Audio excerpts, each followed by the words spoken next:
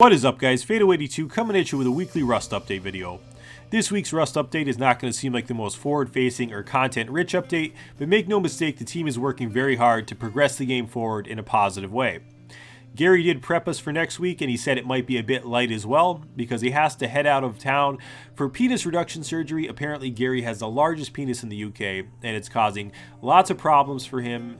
He can't use public men's restrooms anymore. He has to use private stalls, and there's lots of issues of jealousy. So make sure you read the dev blog. He does talk about what to expect and what's going on with the team next week.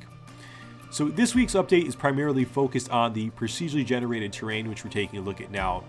This was a nuanced iteration to the terrain, and it's mainly focused on rock clusters, but also with the dungeon areas here. They've been textured a little bit more fully here. In particular, the water treatment plant looks absolutely badass. The sewer tunnels down here have been textured, so the walls of them are no longer white, and they now have the cement texture on there, and then that dirty sort of floor to it, and it looks absolutely badass. Makes it a much more living and breathing world that you want to explore. The other noticeable difference here is that the water looks a hell of a lot better this go around in Rust, and it wasn't mentioned in the dev blog, but I felt as though the trees looked better also, that they were perhaps a bit denser, but that could just be me, so not sure about that one, but the trees did seem to look better as well. The seed size by default will now be 3K instead of 4K, so if you're running a server and you're not aware of that and you're wondering why your map looks a bit smaller, that's why. Now, the impacts are that that's going to make player interactions happen a lot more frequently on smaller scale servers. On higher population servers, the server owners will still have some discretion there, and they will be able to play around with that. It doesn't change it from a modded server to a vanilla server if you change the seed size. So that can be, there's some variance there even on vanilla servers. But for the most part, by default, most servers are going to be 3K. The snow biome was not added back in with this week's version of the procedurally generated terrain. I know it's a contentious point in the Rust community, but my question is, if it were to be added into the game, why is it not currently in the game, and why was it removed from the game? So I think there's a strong possibility that the snow biome might remain limited to the mountain peaks and bases of mountains, because it seems as though that was intentional on the part of FacePunch. I could be wrong, and if you guys know something I don't, please go ahead and leave a comment below. Would always love to have a great dialogue about that.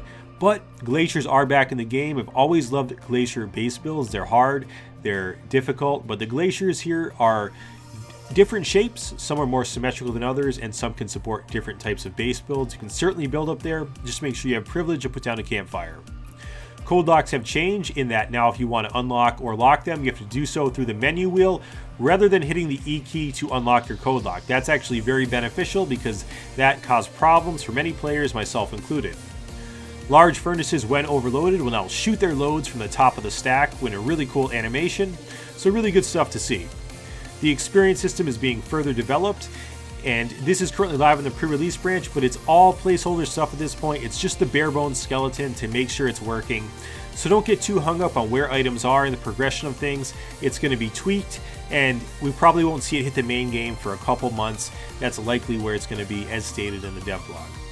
We saw some more concept artwork for the rad boar. This is the thing I'm probably the most excited about because it's new, but it's also old because it reminds those old rad animals. So really cool stuff. Newman's might soon look a bit more alive with a new face rig. That was awesome to take a look at. Alright guys, as we go ahead and wind down this dev blog, I wanted to say that the reception of the Safety Crew hoodie was great. Lots of people really loved it, but they said they really wanted a Fado item in the game. And I'm not really a flashy guy, so I wanted to design something that had value as an item itself, but did still have the logo. So I tried to minimize what the logo looked like here, and I worked with a concept art artist who has a couple pistol skins in the game already, and also some really cool skins in the Rust Workshop. If you guys think this is cool, please go ahead and like it on the Steam Workshop. I don't ask a lot of you guys. I'm not one of those YouTubers, but if you think it's cool, go ahead and do so. And also, while you're over there, check out John's other artwork. He has some great Rust skins. I think they're pretty awesome. I really tried to stay in line with the aesthetic of Rust for the skin, making it look rusty, but also a little more vibrant. As always, guys, hope you enjoyed. Fadeaway82, peace.